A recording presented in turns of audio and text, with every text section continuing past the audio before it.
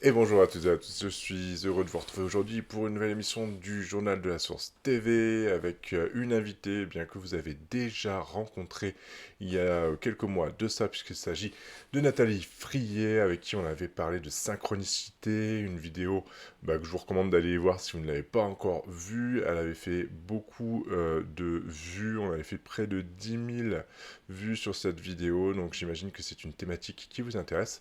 Et donc, on a décidé avec Nathalie de remettre le couvert et de vous parler aujourd'hui de Jung, de l'interprétation des rêves et de toutes les nouveautés que ce psychiatre, psychanalyste de génie nous a léguées. Donc, on va parler de tout ça tout de suite avec Nathalie. Allez, on va pouvoir commencer alors. Je suis aujourd'hui avec Nathalie Frier. Bonjour Nathalie.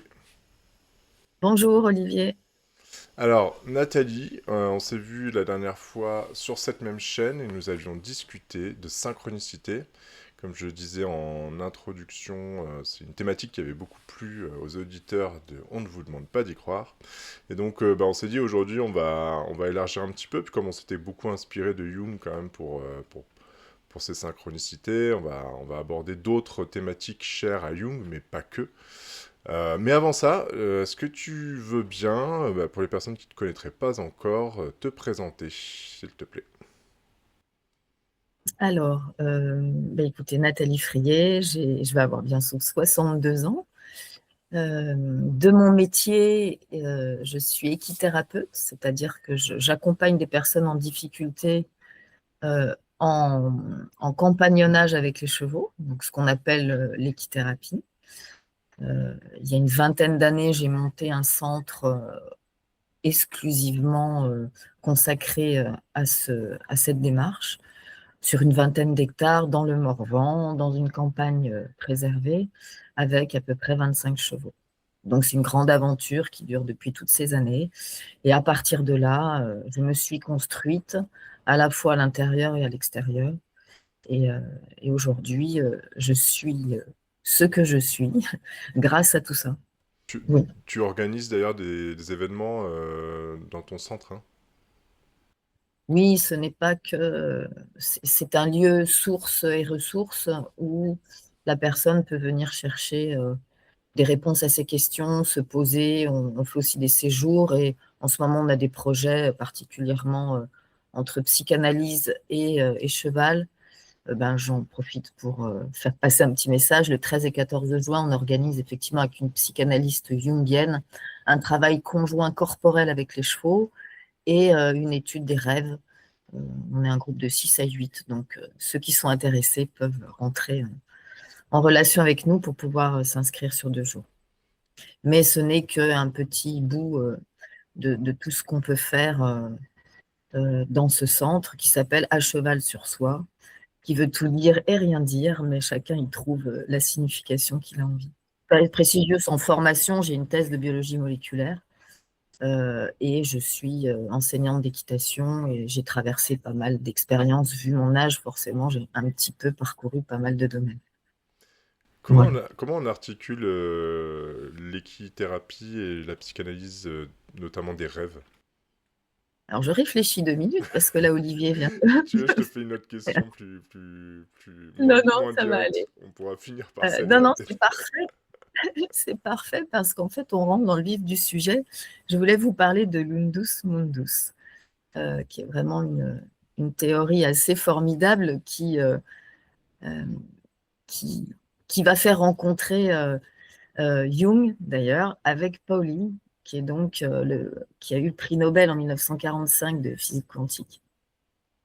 Et ces deux hommes ont travaillé pendant 26 ans sur les phénomènes acausales, les phénomènes de synchronicité et le fait qu'il existerait un arrière-monde. D'ailleurs, c'est le titre d'un livre. Si on vous donnera les références si vous voulez à la fin de l'émission. Il existe un arrière-monde qui est ni psychique ni matériel, qui est un monde, on va dire, psychoïde et qui est d'une nature particulière. Et dans ces espèces d'espaces qui sont ni matière ni psychique, il se passe des choses. On peut y mettre tout ce qui est l'inconscient collectif, la symbolique des rêves, qui viennent s'entrecroiser avec notre monde matière. Et c'est un peu ça l'Unus Mundus, c'est comment on réunit, comment peut-on unifier notre monde entre matière et psychique. Et si on réunit ces deux mondes, ça donne ce monde unifié dans lequel on va pouvoir trouver des ressources et surtout trouver du sens et de la cohérence. Parce que ce qui nous manque aujourd'hui à tous, ce qui fait que l'humanité d'ailleurs dérive là où elle est en train de dériver, c'est qu'il n'y a plus de cohérence, il n'y a plus de sens, il n'y a plus de valeur et il n'y a plus de sacré. C'est-à-dire que faire du sacré, c'est faire ce travail d'unifier nos deux mondes, à la fois individuels et à la fois collectifs. Et c'est un vaste, alors là, je résume très très vite quelque chose, mais on va essayer de le développer. Olivier va me poser des questions pour qu'on puisse en tirer, je voudrais dire, du pratico-pratique. Parce qu'aujourd'hui, moi, ce qui m'intéresse, c'est que chaque personne sur Terre est en capacité d'avoir accès à ce monde unifié, sauf qu'il faut une carte routière, il faut des guides, il faut être initié, ce qui n'est pas toujours simple. Et en ce qui me concerne, moi, j'ai traversé tous ces chemins grâce à donc ben, bien d'autres personnes, mais particulièrement Jung, et aussi particulièrement Annick de Souzenel, dont je parle assez souvent. Alors, ce monde unifié, on va essayer un petit peu de le décrire et surtout de... Est-ce que tu peux nous expliquer comment on y accède en fait? Déjà, peut-être on l'aperçoit, on le croise parfois au détour de certains événements peut-être. Comment on se rend compte qu'il est là et quelle place il occupe en fait dans nos vies? Ben, je pense qu'on y a accès. euh, on y a accès principalement par effectivement ces événements synchroniques euh, qui sont complètement acausales, c'est-à-dire que tout d'un coup surgit un événement dans votre vie qui a un rapport entre un tressaillement psychique, émotionnel, et puis un fait très matériel.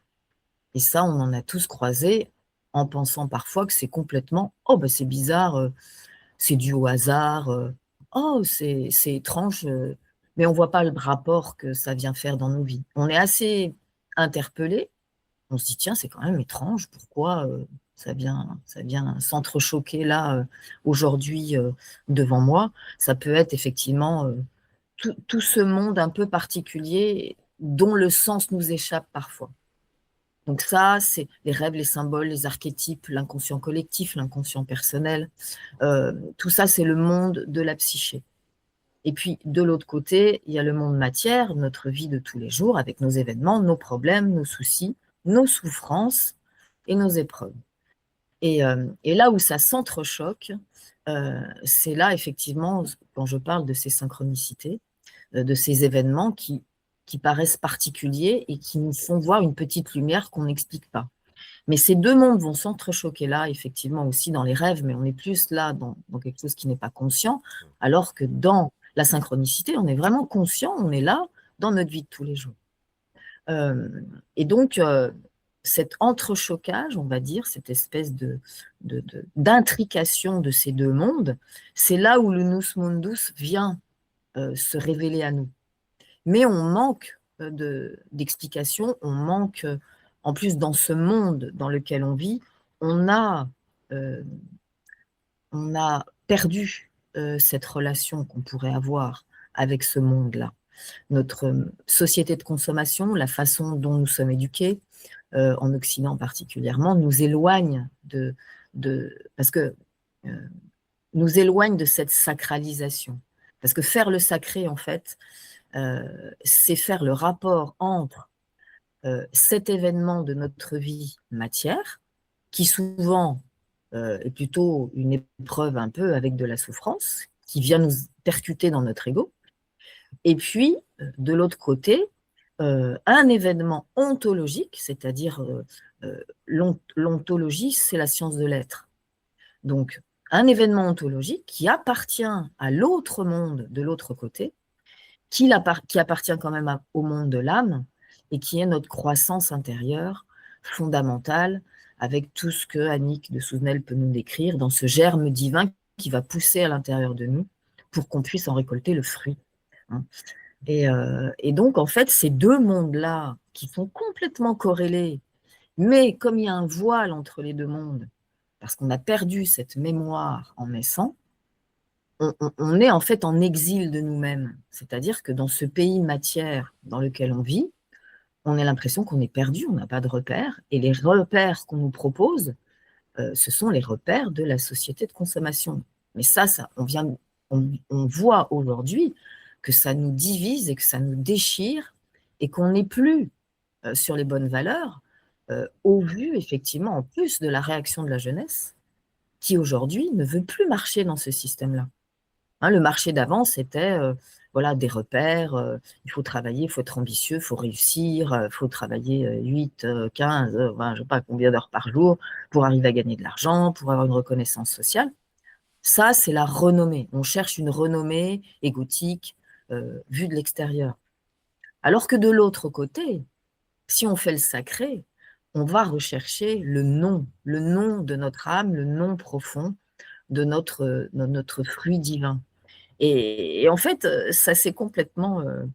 on est déchiré entre ces deux mondes-là, et il est grand temps qu'on revienne faire cette liaison cohérente, et c'est ça qui donne le sens à nos vies. Quand on trouve que l'épreuve qu'on vient de vivre, en fait, en miroir de l'autre côté du voile, représente un événement ontologique de notre croissance intérieure, là se fait le sens et la cohérence, et nous permet de quitter la souffrance égotique pour aller dans les épreuves initiatiques de notre chemin intérieur de croissance divine. Et c'est là où je peux, à la limite, être utile, parce que j'ai eu la chance, je ne sais pas pourquoi, ça m'est tombé dessus, j'ai eu la chance de pouvoir très tôt euh, euh, me dire que les événements qui m'arrivaient avaient du sens. Je ne les comprenais pas. Je me disais, c'est pas possible. La vie ne peut pas être que ça, c'est-à-dire matière, euh, consommatoire, de jouissance, de pouvoir, etc. Et petit à petit, bah, j'ai croisé les bons livres, les bonnes personnes, les bonnes expériences, qui font qu'aujourd'hui, je navigue entre ces deux mondes de façon assez acrobatique, avec toujours surprise, émerveillement, et ça a donné le sens de ma vie aujourd'hui. Est-ce que tu aides les autres à interpréter aussi leur synchronicité ou bien ces événements qui peuvent donner l'impression qu'ils font une connexion entre deux mondes? Alors, petit à petit, j'y suis arrivée. Euh, et ce qui est important à noter, c'est que pour moi, mon média a été le cheval. Et ce qui est important à noter, c'est que cette connexion entre le monde psychique et le monde matière ne peut se faire qu'à partir du corps, de notre corps sensible, émotionnel. Euh, c'est lui qui fait le pont entre le monde des archétypes et le monde de la matière. Et c'est lui qui nous fait vivre les événements avec, on peut parler d'intuition. Et pour moi, à la base, je suis quelqu'un qui a fui son corps et qui était très intellectualisé. Et les chevaux m'ont ramené au corps. Parce que alors là, les chevaux, pour le coup, ils ont 4 jambes. C'est vraiment des prises de terre. Et ils nous ramènent à notre sensibilité émotionnelle. Et notre sensibilité émotionnelle est le curseur qui nous permet de détecter en fait ce qui a du sens ou pas, et ce qui nous interpelle justement dans ces histoires de synchronicité. Quand un événement, parce que tout n'est pas, enfin, on pourrait dire que tout est synchronique à la limite, mais ça serait trop compliqué à vivre. Dans une journée, tout d'un coup, quand on a une émotion qui amène du sens et qui fait que émerge effectivement euh, ce sens, eh ben, je me suis perdue. Tiens, je parlais de quoi? Oui, c'est à partir du corps. C'est-à-dire que si on n'a pas un corps sensible auquel comment dire, on est attentif, on ne peut pas avoir ce curseur-là. Et il ne faut pas croire, là, parce que là, on parle, évidemment, on est dans le domaine de la spiritualité, à la spiritualité, c'est faire le sacré, c'est trouver ces cohérences entre ces deux mondes. Euh, on n'est pas du tout, euh, je veux dire, perché. C'est à partir du corps, hein, à partir des pieds dans la terre, qu'on peut aller chercher cette montée à l'intérieur de nous. Mais si on n'est pas accroché à notre matière corporelle, ça n'a aucun sens. Et là, on va dériver vers quelque chose qui va être extrapolé dans euh, par un cerveau qui n'est pas connecté au réel. Mm. Et ça donne beaucoup de dérives dans la spiritualité. Mm. Alors qu'il y a un travail corporel énorme à refaire. Et c'est vrai que les chevaux sont quand même un média extraordinaire. Et c'est eux qui m'ont permis de rester dans la matière et en même temps d'aller de l'autre côté. Mm. Et donc, effectivement, donc ta question, depuis des années, j'aide les personnes à trouver ce sens et ce lien de réunification avec les chevaux. Mhm. Mais ce qui a été surprenant, c'est que la dernière émission qu'on a faite, il y a des gens qui m'ont appelé et qui m'ont demandé un suivi et d'analyse de synchronicité par téléphone parce qu'ils étaient loin et qu'ils ne pouvaient pas venir jusqu'à moi. Et donc, c'est vrai que j'ai développé une faculté aussi, presque comme un psychanalyste peut travailler en cabinet. Euh, je peux effectivement travailler avec des gens à distance. Mhm. Mais c'est vrai que le mieux, c'est que je leur propose toujours de venir faire une expérience complète, corporelle et psychique avec les chevaux. Bien sûr, il faut un goût pour les chevaux. Tout le monde n'aime pas les chevaux. Mais il y a une complétude. Faire un travail à la fois euh, psychique et corporel est complètement cohérent. Mhm. Parce que si on fait que de la psychanalyse pure et dure, euh, freudienne, on peut tourner en rond pendant quelques années. Mhm. Bien sûr. Freud a été un père extraordinaire, mais ça suffit pas. Mm. Hein, il a réduit l'inconscient à un refoulé, je fais la synthèse, mais à un refoulé de la libido et sexuelle. Heureusement qu'on est autre chose. Et c'est là où Jung a ouvert à 380, à 360 degrés. Mm. Bon, en fait, pour en revenir à cette idée d'univers unifié, de monde unifié, ça me rappelle aussi beaucoup les apparitions, qu'elles soient mariales ou ufologiques, en fait, où de plus en plus, des philosophes, je pense à Philippe Solal ou d'autres, sont en train de se réapproprier ces événements-là en disant non, attention, ne les prenez pas pour argent comptant. C'est peut-être justement une manifestation métaphysique, d'ordre métaphysique, euh, de cette autre partie du monde qui nous échappe un peu, mais qui se laisse avoir de temps à autre, peut-être pour nous donner un signal ou pour nous donner du sens. Selon toi, quel est le sens qu'il y a derrière? Parce que souvent, on a ça, par exemple, dans les périodes de guerre, quand c'est au niveau collectif, hein, j'entends. Quand c'est des apparitions au niveau collectif, souvent, c'est souvent dans les périodes de guerre où c'est annonciateur de grands conflits ou autres. Au niveau individuel, avec les synchronicités, qu'est-ce que ça nous pousse à chercher comme sens, en fait? Alors, je peux peut-être faire un rapport, mais ça, c'est complexe. Tout ce qu'on vit individuellement se vit à l'échelle de l'humanité une. Hmm. C'est-à-dire qu'il y a, Annick de Sounel en parle, il y a l'Adam avec un petit a, et puis il y a l'Adam avec un grand A. L'Adam avec un grand A, c'est notre humanité entière. Je ne sais plus combien on est sur Terre, 9 milliards, je ne sais plus. Encore bientôt. Nous sommes bientôt. euh, c'est holographique, c'est-à-dire ce qui se passe dans ma cellule, ma petite cellule de peau ou ma petite cellule de foie, se passe dans mon corps entier et se passe en même temps dans le corps entier de l'humanité. Hmm.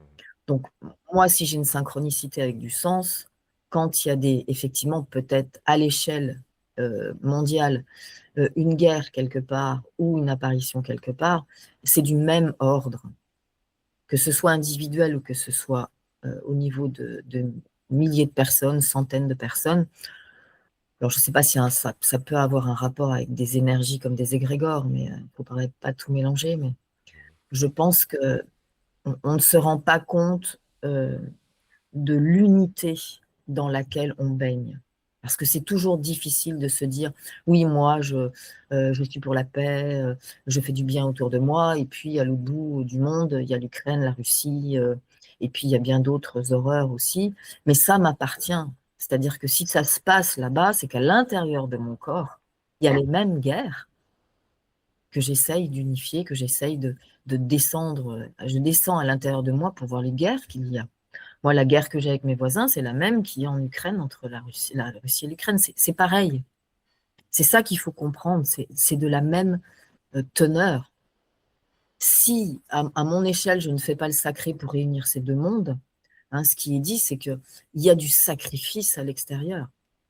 C'est-à-dire qu'il y a, si effectivement les pays de ce monde ne sont pas capables, eux aussi, de faire ce sacré et de travailler sur le même axe, il y a du sacrifice humain.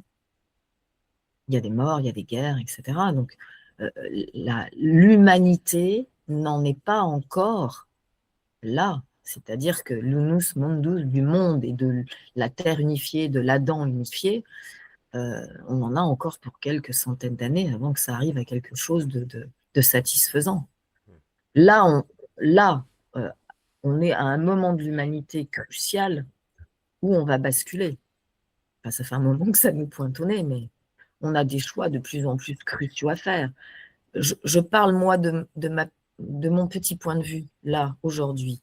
Dans ma vie, clairement, il y a une fin de cycle de nettoyage énorme où je dois repartir sur une toute nouvelle vie. Et en plus, sur tous les plans. Hein, mon boulot, ma maison, je dois vendre ma maison. Mon père est décédé il y a 6 mois. Tout le socle familial est en train de partir. Moi, ce que je vis là, mais l'humanité le vit exactement au même niveau. Je ne suis que, voilà, ma vie n'est qu'une émanation de ce qui est en train de se passer. Là, il y a un effondrement partout. Ça touche toutes les branches de la société. Il faut tout revoir.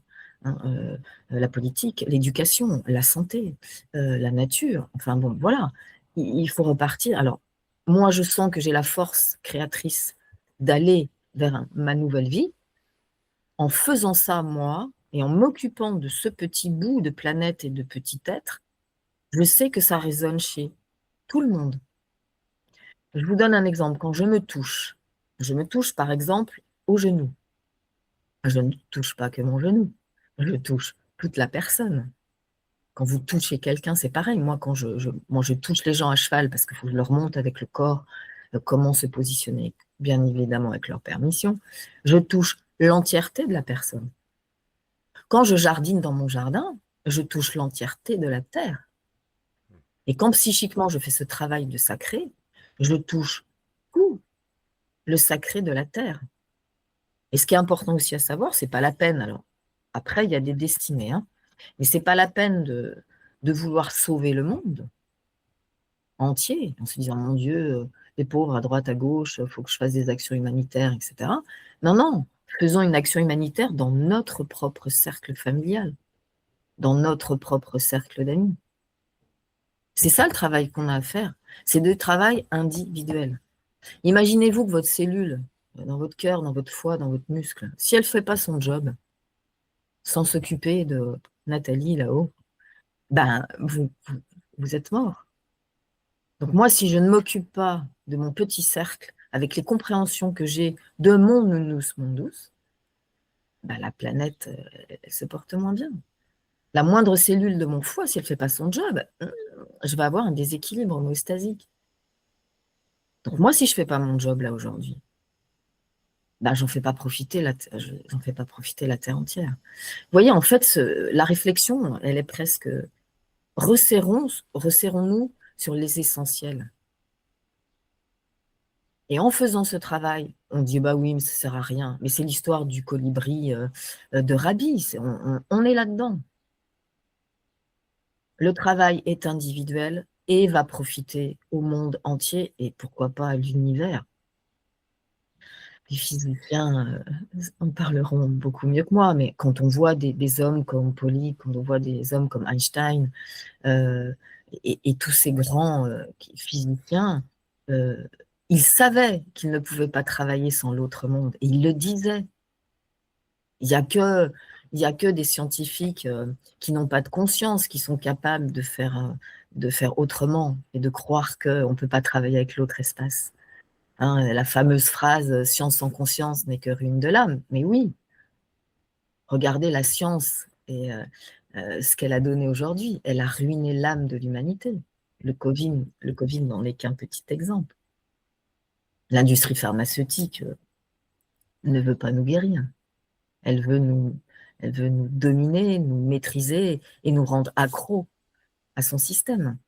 Voilà, mais alors on pourrait passer des heures pour. Voilà. Mais c'en est qu'un petit bout. Moi, j'ai bossé dans l'industrie pharmaceutique, donc je sais de quoi je parle. J'ai bossé pendant une autre vie, j'ai bossé pendant 15 ans. Hein. Alors, ça m'a nourri, mais ça fait partie voilà, des choses que je connais qui sont déviantes. Hein, voilà, il faut bien faire le tri entre la symbolique qui unifie et le diabolique qui sépare et qui est déviant. Et ces deux forces sont là pour nous, voilà, pour nous faire travailler.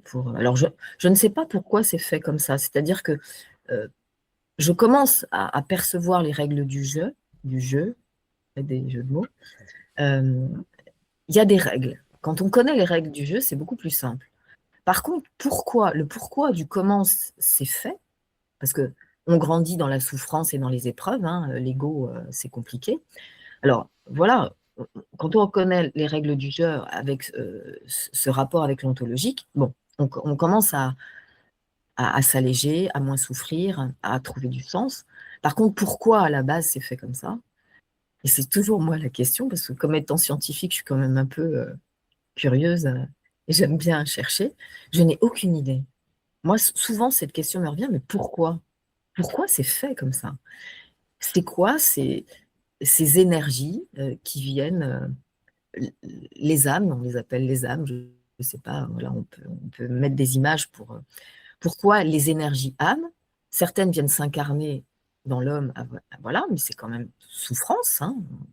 On se retrouve dans un corps, la limité, voilà, mais pourquoi elles choisissent ça? A priori, elles doivent, elles croissent plus vite dans l'expérience humaine, et pourquoi d'autres vont s'exprimer dans des choses immatérielles, des forces que je ne connais pas très bien, mais que je sais qui existent. Pourquoi ce choix et pourquoi il faut progresser?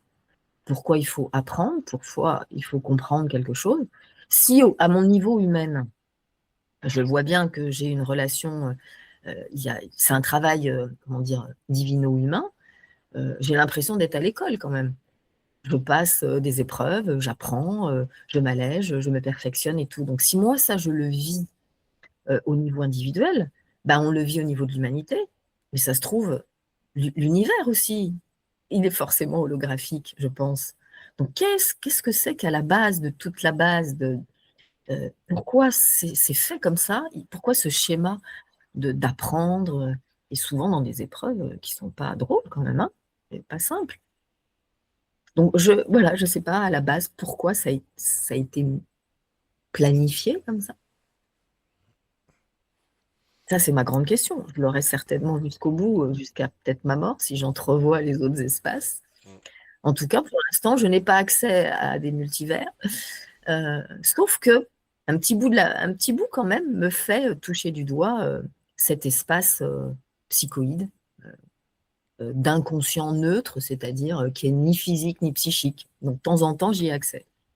Ce qui est assez fou d'ailleurs, parce que c'est d'une force et d'une ingéniosité que notre petit cerveau humain n'a même pas conscience. Enfin bon, voilà, en ce moment, pour vous parler d'un truc très précis, euh, euh, pour des tas de raisons, j'ai décidé de quitter ma maison. Ça fait 27 ans que j'y suis et je veux la vendre.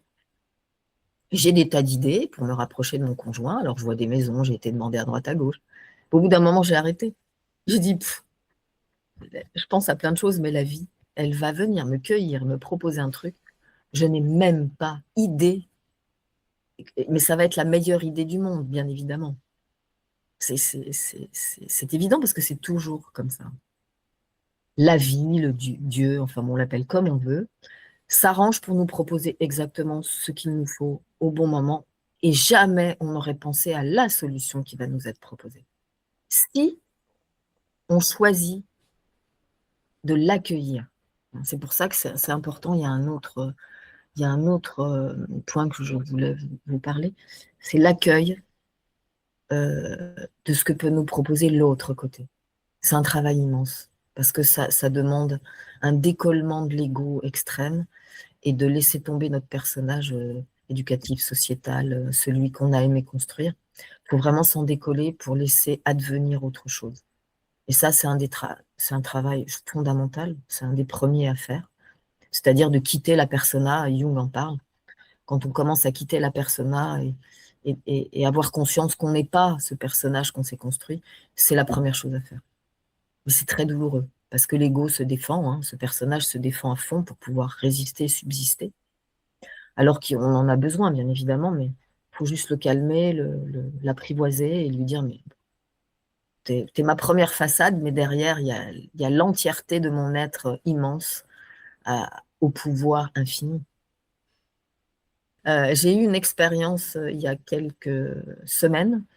Je suis quand même quelqu'un qui n'arrive pas à méditer, qui a vraiment du mal avec toutes les activités yogiques, yoga, méditation intérieure. Bon voilà, j'ai du mal parce que j'ai une personnalité très...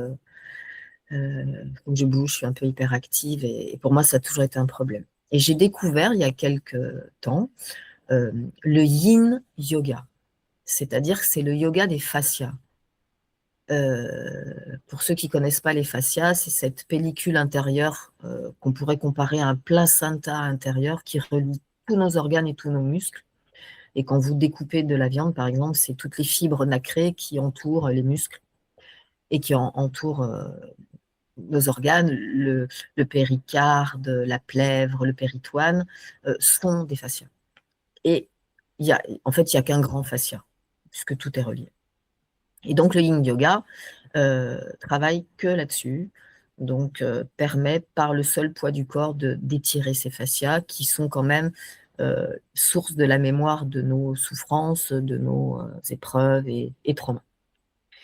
Et donc, j'y ai été une première fois en me disant, bon, s'il faut rester encore 1 heure à rien faire et à pas bouger, ça va être compliqué. Et j'ai été très, très surprise. Parce que là, quand je suis ressortie de la séance, j'avais l'impression de faire 3 mètres de haut, d'être complètement unifiée, de pouvoir de développer mon être. Ça m'a complètement interloquée. Et donc, j'y suis retournée. Et lors de la dernière séance, cette jeune femme a dit quelque chose d'extrêmement important. Elle a dit, en fait, il n'y a rien à accomplir, il n'y a rien à comprendre, il n'y a pas de solution à trouver. Il faut laisser advenir et accueillir. Et ça m'a percutée. Parce que moi, je suis une femme de projet, je veux tout comprendre, je me mets toujours des objectifs, je fais des projets en permanence, j'entraîne les gens avec moi, voilà. C'est l'inverse de ce que j'ai pu être dans mon ancienne vie. Et là, ça m'a soulagée d'une force extraordinaire. Il faut juste laisser advenir les choses, accueillir et advenir, laisser faire. Et cette réflexion-là, elle est capitale, parce qu'il n'y a que dans cet état d'accueil et de se dire quelque chose va advenir, qu'on peut faire le lien entre les deux mondes. Alors, ce qui est très complexe, c'est qu'il y a une phrase qui est incroyable et qu'on entend souvent, qui faut faire ce qu'il y a à faire. Bah oui, c'est bien joli, mais il faut faire ce qu'il y a à faire. Et qu'est-ce que je fais? Alors, du coup, si c'est pas mon ego qui fait, je fais comment? Enfin, c'est complexe. Donc, faire ce qu'il y a à faire, ça, c'est notre partie humaine de travail, avec l'autre partie de laisser advenir, qui est la partie divine, qui vient nous proposer des choses. Comment entrechoquer ces deux mondes qui, a priori, n'ont rien à voir? C'est bien ça le problème de ce pont-là entre les deux choses. Et donc, tout notre travail, c'est faire en conscience, dans nos intuitions, dans l'instant présent et dans notre moi profond, de faire dans la matière, tout en étant cet espace entier d'accueil à l'intérieur de nous pour être attentif à ce que la vie nous fait comme signe, entre autres dans les synchronicités et dans les rêves. Parce que les rêves, c'est vraiment, alors là, il y a une matière qui nous est livrée extraordinaire. En fait, pour être très très simple, il y a 2 moyens très pragmatiques de rentrer en relation avec l'autre côté. C'est les rêves, qui sont vraiment un dialogue avec notre inconscient et de la matière qui est gratuite. En plus, tout ça, c'est gratuit. C'est tous les jours qu'on peut le faire. On rêve tous, mais des fois, on ne se rappelle pas de ce qui se passe. Il y a les rêves euh, qui sont effectivement dans notre partie d'inconscient, et puis les synchronicités qu'on vit tous les jours. Il y a encore un autre plan qui est aussi important, c'est les contes, les textes sacrés. Dans les textes sacrés et dans les contes, tout est écrit, voilé, bien évidemment, il faut décrypter. Mais ça aussi. Donc, on a finalement 3 outils à notre disposition. Donc ça, c'est quand même important parce qu'on n'est pas tout seul, on n'est pas perdu au milieu d'un monde complètement incohérent qui n'a pas de sens. C'est pas vrai. Faut vraiment que les gens aient conscience que on n'est pas seul. Et mon psychothérapeute, il y a 20 ans, m'a dit, ne vous faites pas de soucis, Nathalie, vous êtes aimée. Et cette phrase au départ m'a dit, mais qu'est-ce qu'il me raconte? Oui, vous êtes aimée. D'emblée, vous naissez, vous êtes aimée. Et ça m'a toujours suivi.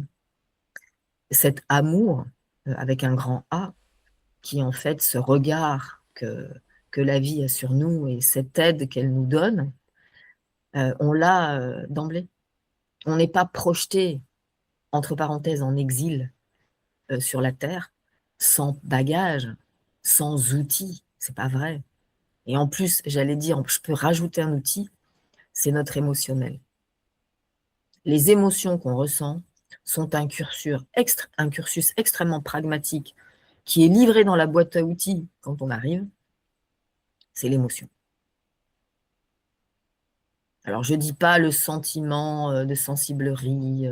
Non, l'émotion est quelque chose d'extrêmement pragmatique. C'est une sensation du corps qui est mise en mouvement à l'intérieur de nous.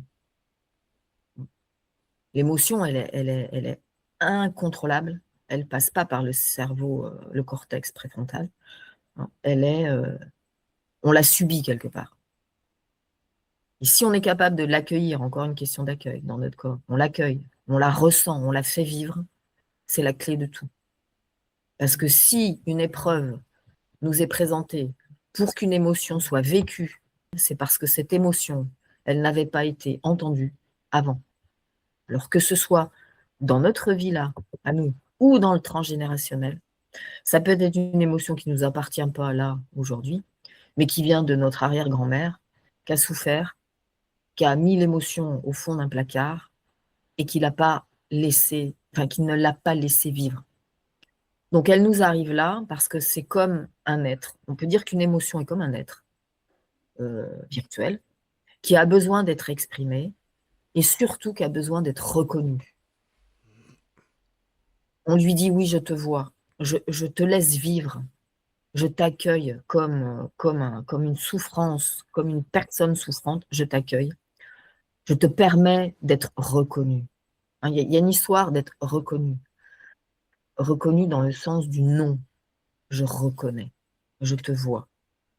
Et une fois qu'elle a été vécue et revécue dans un corps, accueillie, et ben, comme si le sac d'émotions commençait à être vidé. Il y a quelqu'un qui l'explique très bien, qui a écrit un bouquin qui s'appelle L'homme debout. Moi, je ne retrouve pas si Olivier, ça dit quelque chose. Un homme qui fait des conférences, qui est assez trash d'ailleurs. J'ai été à une de ses conférences, mais c'est très juste ce qu'il dit à ce propos-là. J'essaierai de le retrouver. L'homme debout. On le voit de temps en temps sur les réseaux. En fait, on n'a que ça à faire, accueillir cette émotion. Et une fois qu'elle est nettoyée, en repassant par vous, elle s'apaise. Et en fait, en même temps, on libère des générations entières et les générations aussi qui suivent. C'est partie des outils, ça aussi. Donc, encore une fois, laisser faire finalement, ne pas bloquer l'émotion. Surtout pas. Mais c'est ça qui est dur, parce que qu'est-ce qu'on a fait dans ce monde? C'est dès qu'on a une émotion, évidemment, quand on rigole, quand c'est une émotion de joie, c'est simple de la laisser vivre. Par contre, quand tout d'un coup on a une émotion très mélancolique, d'angoisse, vraiment de tristesse, etc., on n'a qu'une envie, c'est prendre une pilule et surtout pas la vivre. Et c'est bien ce que la société nous a envoyé. Pour surtout pas qu'on guérisse quoi que ce soit, nous en premier. Donc, dès qu'on respire, parce que c'est un des, comment dire, un des moyens. L'émotion, elle arrive, elle impacte tout le corps. La première des choses, c'est je m'arrête de faire ce que j'ai à faire, je respire. Alors évidemment, quand je ne suis pas en danger, hein, je ne vous dis pas que quand quelqu'un est en train de vous taper dessus, il faut s'arrêter et respirer. Quoique ça peut désarçonner la personne, mais bon. Je ne parle pas des émotions de survie, hein, je parle d'une émotion voilà, d'angoisse, de tristesse. S'arrêter, respirer, se concentrer sur sa respiration et imaginer qu'on accueille la chose. Et vous allez voir que tout de suite, ça prend une coloration qui n'a plus rien à voir. Il n'y a jamais de hasard. Si une émotion doit être vécue dans votre corps, c'est parce qu'elle a besoin de repasser par votre corps et parce que c'est vous, le corps de souffrance sur l'instant, qui est capable de la réparer, de la reconnaître et de la nettoyer. On parle de nettoyage, c'est pas tout à fait, c'est pas qu'on veut la faire disparaître, hein, c'est pas ce que j'ai dit. Hein. La nettoyer, c'est comme si vous preniez cette être émotion qui arrive, qui est dans un état catastrophique, vous la débarrassez de ses scories, on va dire. Et vous la faites apparaître comme la plus belle chose qui puisse vous arriver, en fait. C'est complètement paradoxal ce que je vous raconte. Hein. Une émotion de forte angoisse ou de terrible tristesse est la plus belle chose qui puisse vous arriver. Donc, je viens de me souvenir du nom de la personne qui a écrit L'Homme debout, qui s'appelle Frank Lobvet, qui est un homme effectivement qui est quand même très controversé. J'ai hésité à aller voir son séminaire parce que c'est quelqu'un qui est assez quand même, on va dire qu'il y a de la violence dans cet homme, il le reconnaît d'ailleurs. Euh, voilà, faut, âme sensible s'abstenir, je vais dire. Mais il a quand même dit des choses. Moi, ça m'a beaucoup interpellée. Et sur le coup des émotions, il est fort. Donc, tout n'est pas acheté, comme dans tout le monde, et tout n'est pas à prendre, comme dans tout le monde. Donc, bon, moi, ça a traversé ma vie pour des raisons X variées. Ça m'a apporté ça, et ça m'a permis de l'utiliser d'ailleurs, ces histoires de sacs d'émotions. J'ai trouvé ça bien vu. Voilà. Donc, ça peut aider certains qui nous écoutent. Mais à prendre avec précaution. Voilà. Donc, je ne sais plus, moi, quand je commence à partir dans ce monde-là et ce monde unifié, vous voyez quand même que ça part pas dans tous les sens. C'est-à-dire que c'est tellement immense, c'est tellement extraordinaire à partager en plus, parce que moi, je suis qu'une expérience parmi les 9 milliards. Et je ne sais pas pourquoi j'ai cette faculté de pouvoir transmettre, puisque moi, je fais des formations, je transmets depuis des années. J'arrive à, comment dire, j'ai le sens de la pédagogie, ça m'a été donné, ma foi, c'est extraordinaire. Et en tout cas, moi, j'ai envie de vous partager ça et de vous dire, voilà, ne soyez pas, ne soyez pas perdus, vous êtes entourés. Bah, d'ailleurs, si Olivier est là, il fait partie, voilà, des îlots de, de sécurité, on va dire. On peut s'appuyer sur des émissions, sur le journal de la source, voilà. Voilà, il y a plein d'informations, c'est très riche. Et chacun va y trouver les références qu'il a envie et qui lui correspondent. Moi, j'ai mes références parce que ben voilà, ça fait partie de mon univers. Mais il y a des gens, ben, Jung, ça ne va pas parler. Par contre, d'autres choses vont venir faire la même chose. On est 9 milliards, donc forcément qu'on a 9 milliards de destins différents. Par contre, il faut être conscient qu'il y a la même source. On s'abreuve à la même source. Même si on est très éloigné de la source, et que ça ne parle pas pareil à chaque bout de source, la source est la même. Hein, vous trouverez, et ce qui est très étonnant, vous trouverez les mêmes notions en Afrique, en Chine. Les cosmogonies sont différentes, mais on retrouve toujours les mêmes principes. On a l'impression des fois que c'est pas du tout la même chose et que c'est pas du tout abordé pareil. Mais bien sûr que si, les archétypes de l'inconscient collectif, ben, c'est collectif, c'est le monde entier a les mêmes. Elles s'expriment par contre, hein, quand on parle d'archétypes, ce sont vraiment des énergies matricielles de ce monde psychoïde, hein,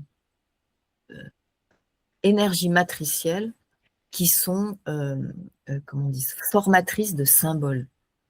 Cette phrase, elle est importante parce que énergie matricielle formatrice de symboles. C'est pas moi hein, qui l'ai donné. Il y a un livre, mais je ne me rappelle plus, d'une élève de Jung d'ailleurs, qui est super. Il faudra que je le donne à Olivier. C'est-à-dire que elles sont dans l'inconscient collectif, ces énergies, mais les symboles utilisés, hein, qui sont un pont entre le monde psychique et le monde matériel, les symboles utilisés ne sont pas les mêmes dans chaque culture. Mais bon sang, quand on les regarde de près, il y a des similitudes forcément énormes. Donc on a l'impression que ça ne parle pas pareil, mais si. C'est juste que le symbole et la matérialisation dans la matière n'est pas la même. Mais la source est la même. Et c'est ça qui est intéressant quand on discute avec des gens qui viennent d'autres cultures, avec d'autres courants, d'autres principes.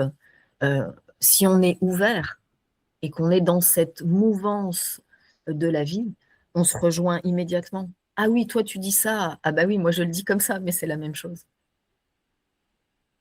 Hein, je prends un truc par exemple, les mandalas, la fonction des mandalas et la fonction de la roue amérindienne ou de l'horoscope, c'est la même chose.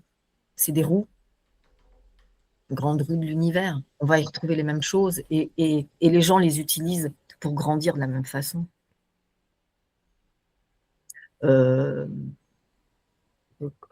L'ADN, je crois que j'en ai parlé la dernière fois, l'ADN, ce serpent cosmique, qui est un livre extraordinaire. Comment il s'appelle, la personne qui a écrit ça? Je ne sais plus non plus, j'ai un peu de perte de mémoire. Toi, tu me l'avais envoyé. Euh, Je vais pouvoir le ouais. retrouver. Il a fait carrément une enquête mondiale sur les symboliques de l'ADN qui ont été repris partout. La double hélice d'ADN, en fait, est représentée sous forme de double serpent un peu dans toutes les cultures. Jérémy Narby. Jérémy Narby. J'ai dû en parler. Enfin voilà, ça veut dire que à l'intérieur de nos cellules,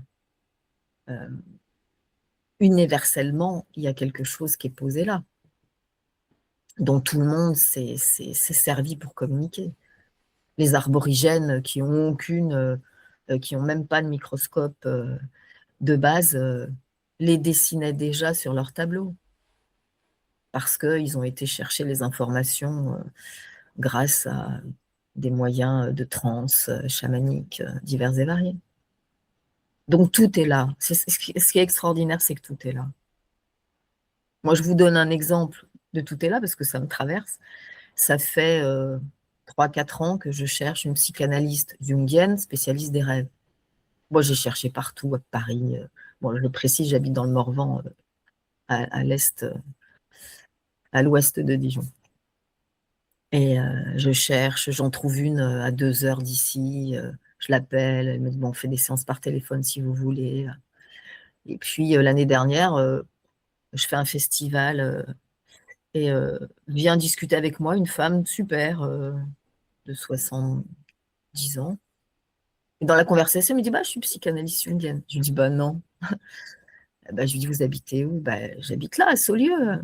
Bah, un quart d'heure de chez moi. Et je dis, bah non, mais voilà, tout est là. Il suffit de chercher un peu. Et donc, j'ai commencé un travail avec elle extraordinaire, bien évidemment. Elle a mis le point là où il fallait, quoi. Donc, c'est génial. Ouais, reste à être ouvert et à se laisser un petit peu guider parfois. Et savoir interpréter aussi, c'est quand même la difficulté. Je pense que c'est aussi là où tu peux aider les gens. C'est que parfois on peut être un petit peu décontenancé par la teneur des messages, des symboles. Faut avoir un petit bagage quand même pour comprendre un bagage parfois intellectuel, artistique, des contes, tu disais. On peut trouver beaucoup de choses qui peuvent nous aider à interpréter, mais parfois quand ça nous concerne nous, on est un petit peu, voilà, on est un petit peu perdu, quoi. Et avoir un regard extérieur, ça peut aider.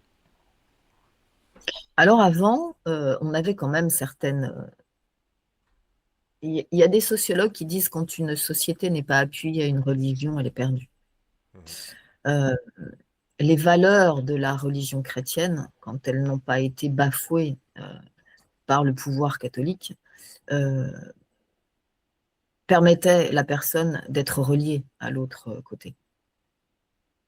Ce que dit très bien, oui, dans Annick de Souzenel, qui a fait un travail énorme sur la Bible hébraïque, tout est là, depuis toujours. Enfin, toujours, depuis des milliers d'années. Mais, euh, le problème aujourd'hui, c'est que comme tout est bouleversé, tout a été renié, tout a été balayé, euh, voilà, on n'a plus. Alors, je ne suis pas, comment dire, pro prêtre, etc., n'est-ce pas? Mais il y avait dans certaines paroisses des prêtres qui étaient connectés à ça et qui distillaient de façon très ingénieuse les messages qu'il fallait. Il y avait des prêtres qui, le dimanche, en prêtrise, conduisaient son troupeau là où il fallait. Les églises, à l'époque, étaient construites quand même sur des sites sacrés, euh, avec tout ce qu'il fallait pour que la conscience puisse émerger à travers les paroissiens. Bon, ça a été beaucoup dévoyé, malheureusement.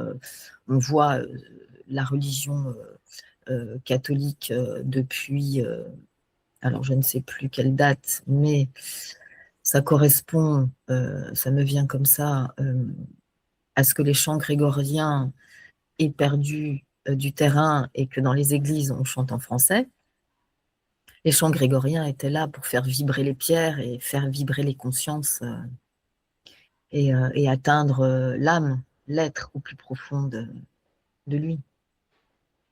Là, aujourd'hui, quand vous entendez les chants liturgiques, vous avez envie de vous barrer tellement c'est ridicule, quoi.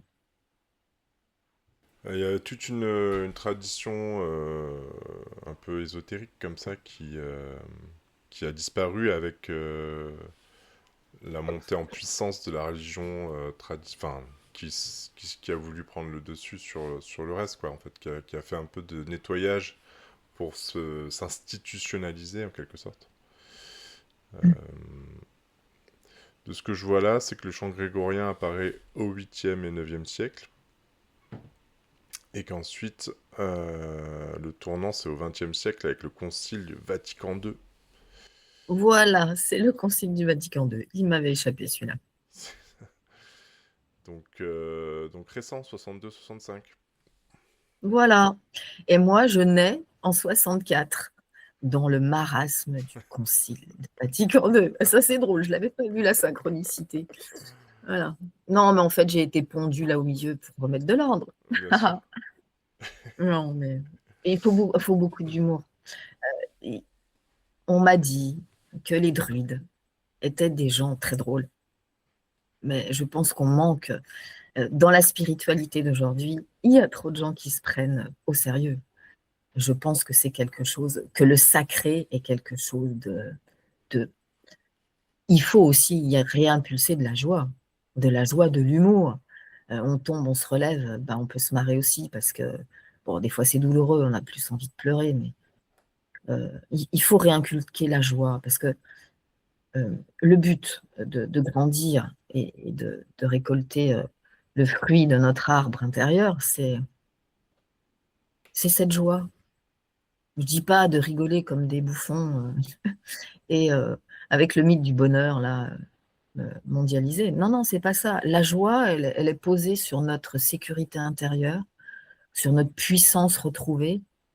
Et là, il y a une douce présence, pleine, entière, chaude, je ne sais pas comment la décrire, où on a un sourire évanescent et on est. C'est la joie. C'est ça la joie. La joie d'être, tout simplement. Bon, c'est pas 24 heures sur 24, hein, je vous le je concède, mais c'est aller vers ça.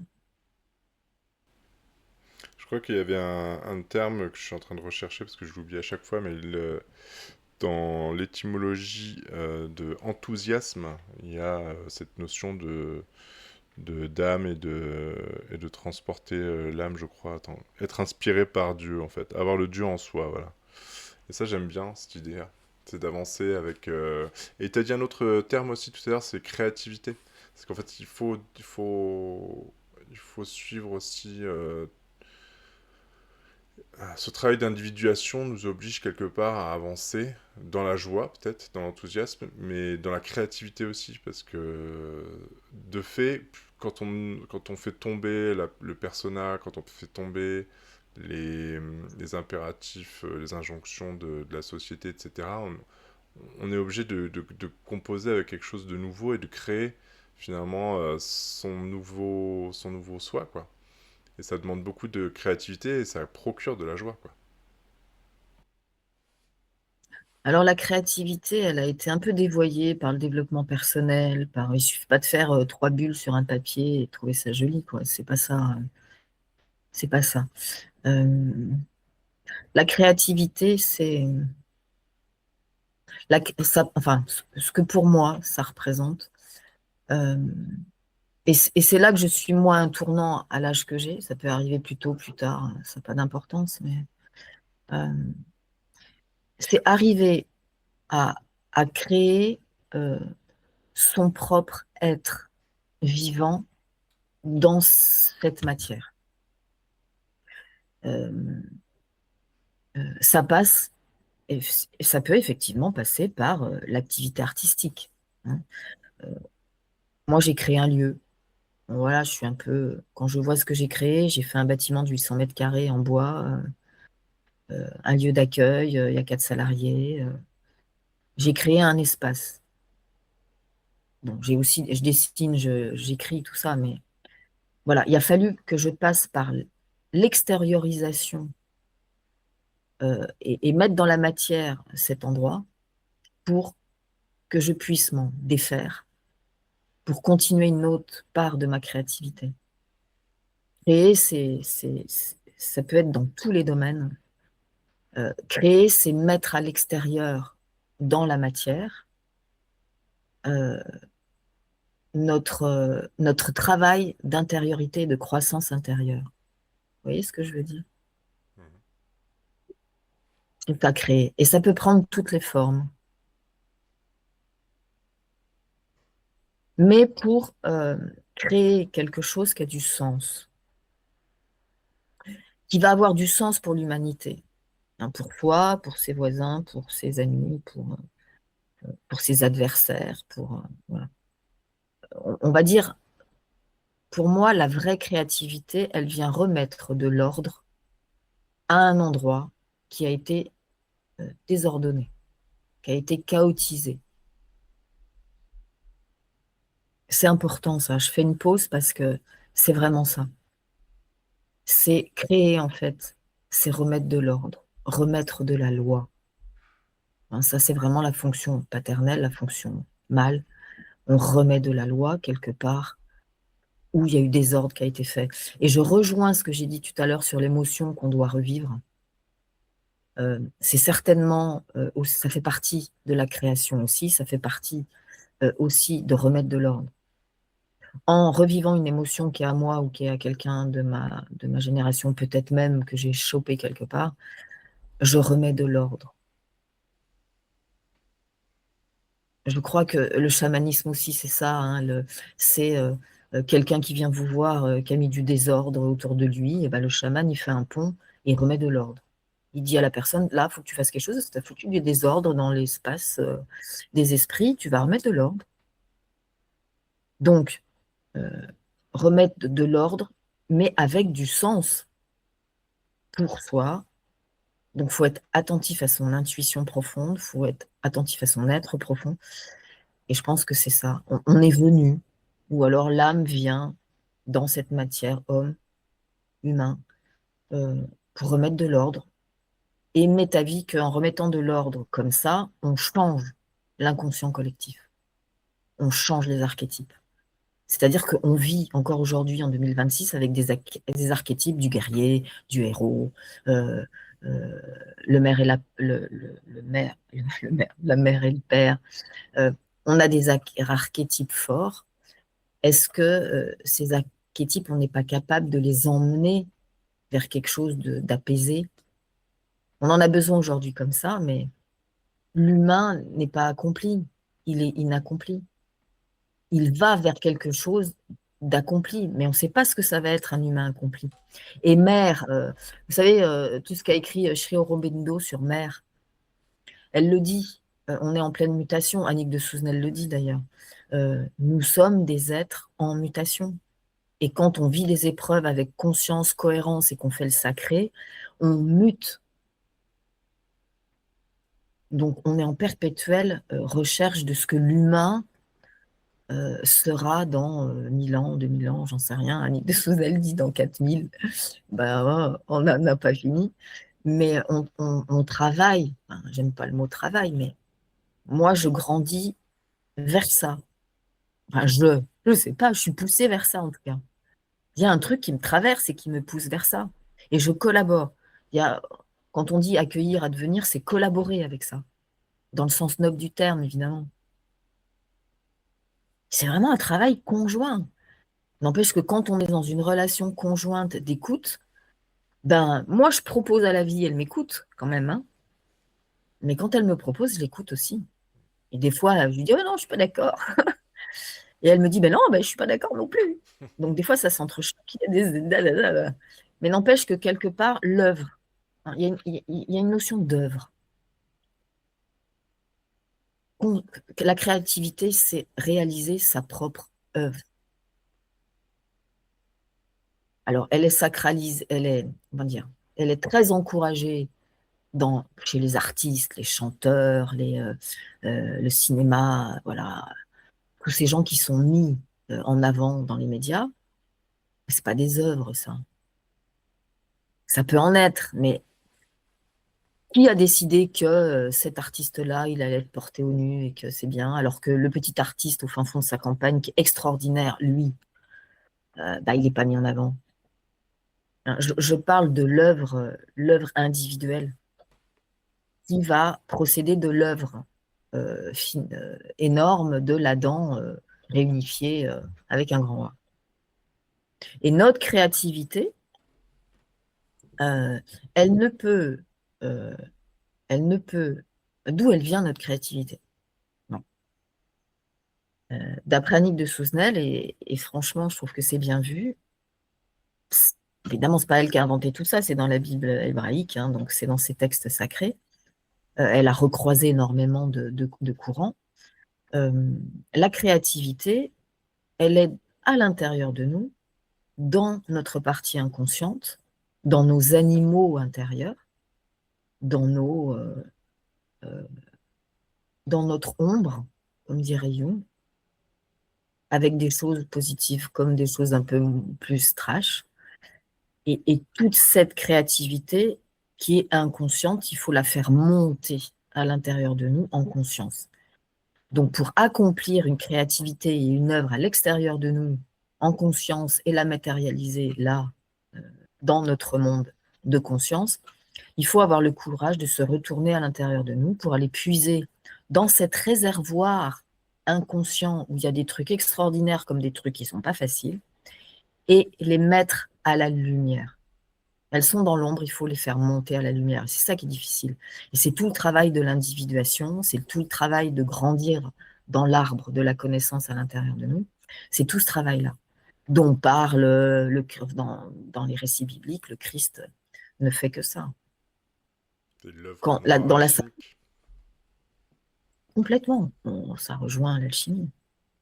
Il faut, voilà, c'est la materia prima, hein, c'est l'œuvre au noir qui va devenir l'œuvre au rouge et après passer l'œuvre au blanc. Je ne suis pas une spécialiste de l'alchimie, parce que c'est encore un domaine, c'est un domaine par lequel on peut aller pour justement aller vers cette pierre philosophale. La pierre philosophale, hein, une pierre c'est matière, philosophie c'est esprit. La pierre philosophale, ça parle de ce monde psychoïde, de l'arrière-monde en fait, de cet monde entre deux. De ce que parle le livre là de l'arrière-monde, qui est un livre collectif, c'est Bruno Traverse et Alexandre Mercier. J'aime bien la couverture d'ailleurs, il faudra qu'on vous la fasse passer. Mais vous pouvez très bien aller aussi acheter le livre des écrits entre Pauli et Jung, qui parle de tout ça. Alors effectivement, on pourrait se dire, bah, faut une culture, faut intellectuellement être quand même bien câblé. Bah, pas forcément. Pas forcément. Dans d'autres cultures, bah, c'est les chamans qui entraînent les gens vers plus de conscience, et les gens, ils viennent, voilà. Bon, moi, je suis née en Occident avec cette culture-là et je parle d'où je suis née. À l'autre bout du monde, il se passe autre chose. Mais c'est la même chose. Le travail que je fais là, de cette façon-là, il y a des gens dans le monde entier qui le font avec d'autres outils et d'une autre façon. La seule chose, c'est aussi la confiance. Euh, je vais parler de foi. On a cantonné la foi à la religion. Mais la foi, quand on est dans la foi, on n'a pas besoin de preuves des choses. On sent une force intérieure qui nous pousse à aller. Et moi, là, je témoigne, en fait. Je suis un témoin de cette force vivante qui m'entraîne. Parce qu'au grand Dieu jamais, je ne voudrais pas revenir à mes 20 ans. Bon, j'avais moins de rides. Mais la sagesse intérieure et la légèreté et tout ce que j'ai pu comprendre de la cohérence de ma vie aujourd'hui, mais c'est extraordinaire. Je suis apaisée, je suis tranquille, je sais que demain, tout va changer pour moi. Je ne sais pas où je vais habiter. Je ne sais pas vraiment ce que je vais faire de ma vie, honnêtement, hein. Mais je suis sereine parce que de toute façon, ça sera exactement ce dont j'ai besoin. Alors, je vois bien, hein, j'ai proposé à la vie, je vois bien, j'ai quand même tracé un plan. Un plan. Il y a quand Je même un sais que plan. la vie, elle a un plan pour moi, mais, et que les deux plans vont s'entrecroiser magnifiquement. Mais pour l'instant, j'en sais foutre rien. Et c'est la première fois de ma vie où je ne sais pas ce que je vais faire, mais que je suis sereine. Et que c'est pas moi qui provoque vraiment les choses. C'est pas moi qui me dis, ouais, je vais faire une formation, je vais faire ci, je vais faire ça. C'est plus l'ego qui est à la barre. C'est vraiment, voilà, euh, je, bien sûr que bah, le matin, je me lave, je mange, je déjeune, je fais mes papiers parce que bon, voilà, je suis quand même directrice du centre, je m'occupe des chevaux, je fais ce que j'ai à faire de ma place de directrice. Et je sais que de l'autre côté, la vie, elle s'occupe de moi, elle me dit, bon, ok, Hmm. pas de problème, on va t'envoyer ce qu'il faut au moment où il faut. Ouais, je pense que c'est important de rappeler aussi parce que il y a des gens, en tout cas je connais des gens, qui se fourvoient, je crois, un petit peu dans cette idée que l'univers pourvoira à tout. Mais moi j'ai toujours en tête je sais pas si c'est un aphorisme, mais en tout cas qui dit aide-toi et le ciel t'aidera en fait. C'est-à-dire que je pense qu'il faut lancer quand même la machine. Il ne faut pas se laisser complètement tomber, tu vois ce que je veux dire. Et ensuite, on a l'univers ou Dieu qui nous aide, qui nous soutient quand on est dans la bonne direction, ou au contraire qui nous guide, qui nous redirige quand on est dans la mauvaise direction. Comment tu vois ça, toi? Parce que c'est vrai que ce que tu dis, on l'entend, mais on pourrait le prendre au pied de la lettre. Alors, c'est génial ce que tu dis parce que c'est exactement ça, c'est aide-toi, le ciel t'aidera. Mais bien sûr que oui. Enfin, je veux dire, alors qu'est-ce que ça veut dire aide-toi? Qu'est-ce que ça veut dire, lancer le truc en premier? Eh ben, c'est mettre dans la matière. C'est-à-dire que tant que vos rêves, et ça on l'entend souvent, tant que vos rêves sont dans votre tête, et que vous avez plein de plans dans votre tête, mais que vous n'avez pas mis un premier plan, un premier doigt dans la matière, que vous n'avez pas poussé votre rêve dans la matière, la vie, elle attend. Alors, c'est une image, hein. Elle est là au-dessus de vous, elle dit bon, bah, tant que elle a toujours pas lancé le truc, je peux pas l'aider. Vous voyez ce que je veux dire? Alors, je vous donne un exemple, mais je me demande si j'en ai pas déjà parlé. Euh, Quand j'ai construit le centre, j'avais le projet de faire un manège, donc c'était très pragmatique, hein, il me fallait des sous pour construire. J'avais ce projet depuis longtemps, et puis j'ai dit, il faut que, bon, il va falloir que je me lance. J'ai fait un plan, un business plan mal fagoté. J'étais voir la caisse d'épargne à l'époque qui faisait des plans d'épargne solidaire, et j'étais voir le directeur. Et je lui ai balancé mon plan avec des photos, des schémas, machin, bidule. Et ben, 15 jours après, j'avais 45 000 balles qui tombaient. C'est-à-dire qu'il a fallu que je montre au monde. Vous voyez ce que je veux dire? Il faut faire naître votre bébé, n'importe quel bébé que vous avez à l'intérieur de vous, si vous ne le présentez pas au monde en disant voilà, et je l'ai nommé, hein. C'est comme une naissance, hein, c'est vraiment une naissance.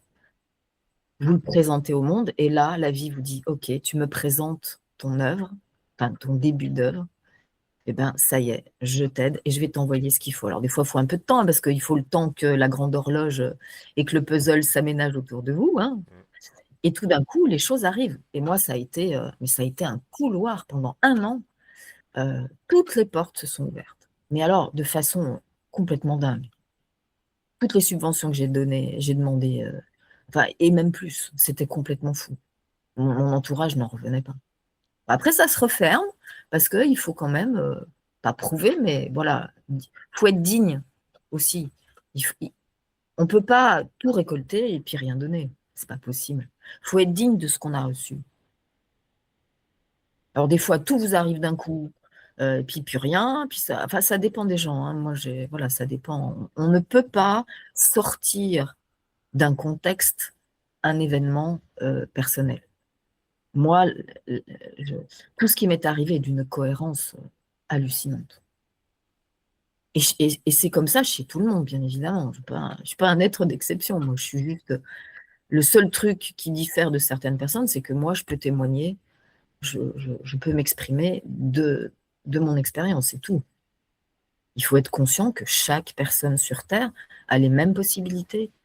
Voilà. Le seul truc que je dis toujours, la vie nous a donné le libre arbitre. Dieu a créé sa créature avec le libre arbitre.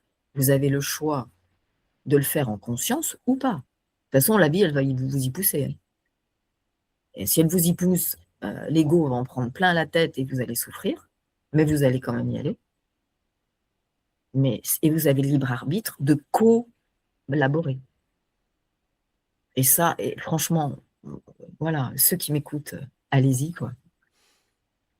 Collaborer, c'est tellement plus simple. Il y a moins de.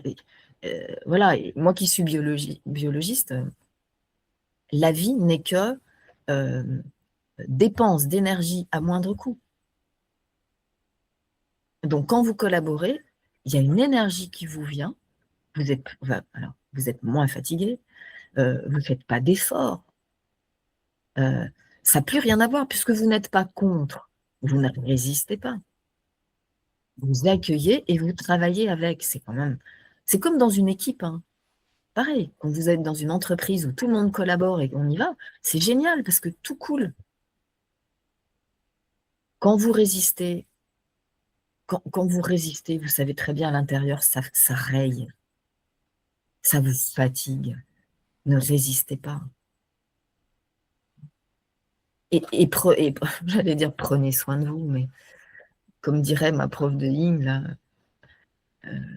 votre corps est votre meilleur ami. Mais c'est vrai. Si vous commencez à être votre meilleur ami, vous allez voir qu'il y a plein de trucs que vous ne ferez plus, hein, ou que vous ferez complètement différemment. Voilà, il y a des choses qui me viennent, mais manger des choses qui ne sont pas bonnes pour vous, par exemple, ou mal, ou trop vite, ça commence par des trucs tout simples. faire des gestes saccadés, mettre trop d'énergie pour prendre un verre, par exemple, ou porter un carton, ou voilà, des choses mais complètement pragmatiques qui me rappellent des enseignements de Lao Tse, par exemple, ça. Voilà.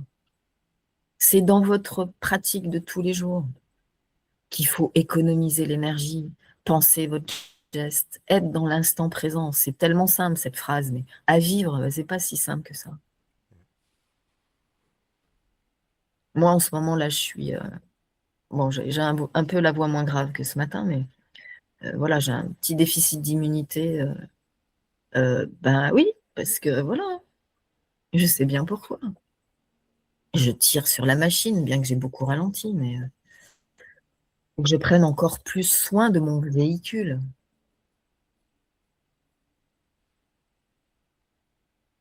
Il faut revenir à l'essentiel. L'essentiel, c'est quoi pour vous aujourd'hui? Eh ben, l'essentiel, en ce qui me concerne, c'est travailler l'instant présent. Et si vous travaillez l'instant présent, vous serez directement connecté avec l'autre monde qui viendra percer le voile de la réalité. Matière. Mais en fait, ce qui est incroyable, c'est qu'on a eu cette expérience avec Olivier quand on a traversé le travail avec Corinne Sombrin, la réunification de l'être. On parle depuis ce matin de l'Undus Mundus, qui n'est pas facile à dire, mais l'Undus Je Mundus. me suis pas essayé, t'as remarqué? Voilà, oui. Mais commençons par le nôtre. L'Undus Mundus à l'intérieur de nous. Notre cohérence entre notre monde inconscient et notre monde conscient. Et en fait, il n'y a pas de séparation. C'est ça qu'il faut prendre conscience. Il n'y a pas de séparation. Moi, il y a des tas de moments dans la journée où je suis de l'autre côté. 10 secondes, 1 seconde, 3 minutes. Bon, dans les rêves, je suis carrément de l'autre côté. Mais dans des bulles, même là, cette émission, on voit bien qu'il y a des... voilà, je suis entre les deux. Des fois, je me pose un peu parce que vous voyez bien que je réfléchis à ce que je dis. Ça vient de l'autre côté. Je ne suis pas en train de lire un truc et de lire sur un et de vous dire quelque chose sur un ego. Voilà, je parle de l'autre côté. Sinon, ça n'aurait pas de sens ce qu'on fait aujourd'hui dans cette émission. Moi, en fait, je suis je suis poreuse. Être poreux à l'autre côté. Alors attention, hein, faut pas faire d'amalgame. Il y a des gens qui sont tellement poreux, qui versent dans la psychose parce qu'ils n'ont plus les pieds dans ce monde-là. La problématique de vivre dans l'undus mundus, c'est qu'il faut un pied dans la matière, un pied de l'autre côté. Mais il faut être bien accroché dans la matière. Hein. Donc tout ce qui est pathologie psychotique, c'est dangereux parce qu'on peut rester coincé dans l'autre côté. Et là, du coup, c'est pathologique. Pour aller de l'autre côté, faut être très ancré dans le réel. Ça paraît particulier, mais c'est ça.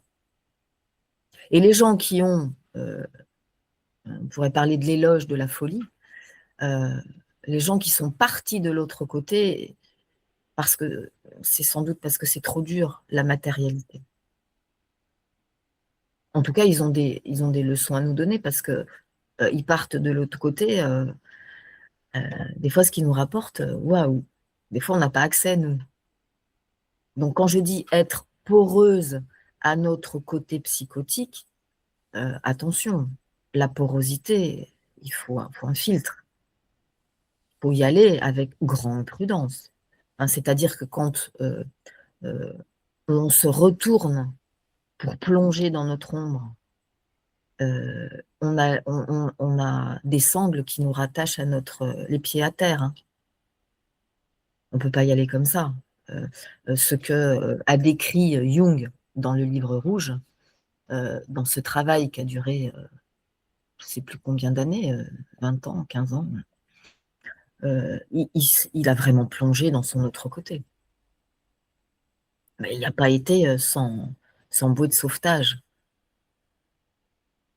Et je dirais, c'est pareil, quelqu'un qui a coupé les ponts avec l'autre côté dans la matière, c'est-à-dire qui a complètement désacralisé son être, il est dans une perdition sans nom.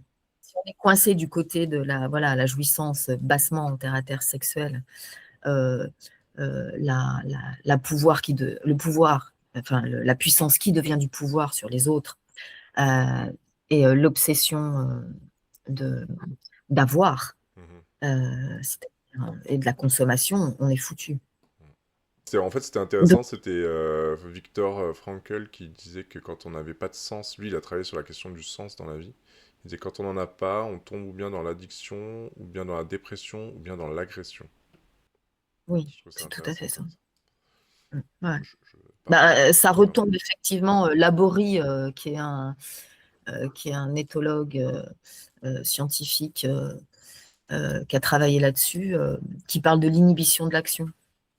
Quand vous êtes retranché, que vous avez euh, tout essayé, toutes les solutions, et que vous êtes agressé en permanence, vous tombez dans l'inhibition de l'action. Vous vous prostrez et vous Mhm. tombez en dépression.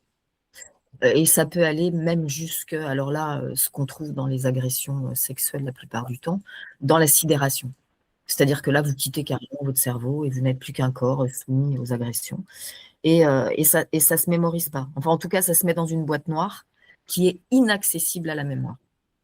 Et le travail de thérapie post-trauma, c'est réussir à ouvrir la boîte noire, remettre du sens et remettre la boîte noire dans la mémoire autobiographique. C'est hyper intéressant. Mhm. Et c'est justement parce qu'il y a un non-sens extrême qui est arrivé dans votre vie qui fait que vous avez coupé. Parce que c'était trop, trop lourd. C'est pas possible que la conscience puisse avaler ce bordel-là. Et c'est ce qui se passe la plupart du temps dans les agressions sexuelles, surtout chez les enfants. Ok. Euh, on va gentiment se diriger vers la fin de cet entretien. Est-ce que, est-ce que tu veux terminer avec quelque chose en particulier? Est-ce que tu veux rappeler les dates de ton festival du cheval et de la psychanalyse? Est-ce que... 13 et 14 juin, donc n'hésitez pas, venez vous inscrire.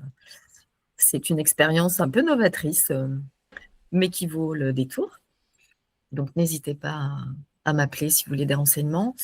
Et puis finir sur quelque chose de... Bah, il y a du soleil aujourd'hui, c'est pour ça que je suis un peu dans la lumière là en plus. Voilà, on est tous toujours. Ouais, j'ai envie de finir là-dessus, on est tous dans la lumière. On est tous dans la lumière, mais c'est juste. Je vais dire une phrase qu'un de mes amis me dit depuis des années et que j'ai compris il y a peu de temps. Je l'ai peut-être déjà dit, mais c'est pas la lumière qui manque à nos yeux, c'est nos yeux qui manquent à la lumière. Méditez avec ça. Ben, merci Voilà. beaucoup. Merci Nathalie Frier. En tout cas, merci pour ceux qui nous ont écoutés. N'hésitez pas à, à rentrer en relation et merci pour cette attention en tout cas. Et à très bientôt. Merci Olivier. À bientôt.